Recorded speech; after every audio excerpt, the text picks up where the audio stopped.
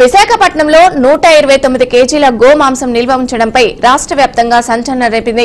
ఇప్పుడు ఈ విషయంపై జేబీఎం నియోజకవర్గ అధ్యక్షులు బుచ్చిబాబు సంచలన వ్యాఖ్యలు చేశారు. ఈ సంఘటన రాష్ట్రంలోని ఆధిపత్య కులాల ద్వంద్వ వైఖరిని బహిర్గతం చేసిందని మండిపడ్డారు. ఇంతవరకు దళితులు, గిరిజనులు, మైనార్టీలు మాత్రమే గోమాంసం వాడుతున్నారని నిందలు వేయడం జరిగిందన్నారు.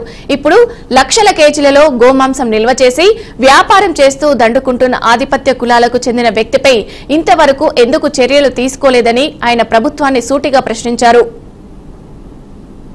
విశాఖపట్నం బాపట్ల జిల్లాలో చాలా ఘోరమైన సంఘటన మనం చూడాల్సి వచ్చింది. అది ఏమిటంటే విశాఖపట్నం బాపట్ల ఎమ్మెల్యే ముఖ్య అనుచరులు సుబ్రహ్మణ్యం గుప్తా అనే వ్యక్తి దాదాపుగా 189 కేజీల గోమాంసం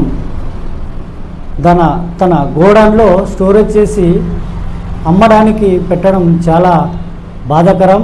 కొన్ని సంవత్సరాల క్రితం ఒక దళితుడు గోమాంసం ఒక క్యారెట్ బాక్స్లో తీసుకొని వెళ్తుంటే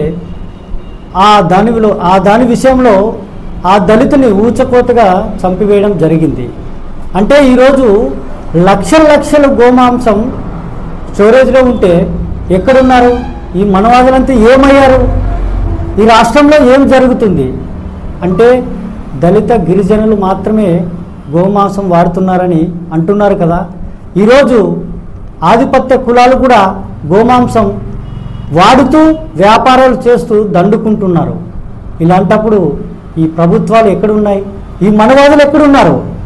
అంటే ఈరోజు దళితులు మాత్రమే, గిరిజనులు మాత్రమే, మైనార్టీలు మాత్రమే గోమాంసం వాడుతున్నారని నింద వేయడం జరిగింది.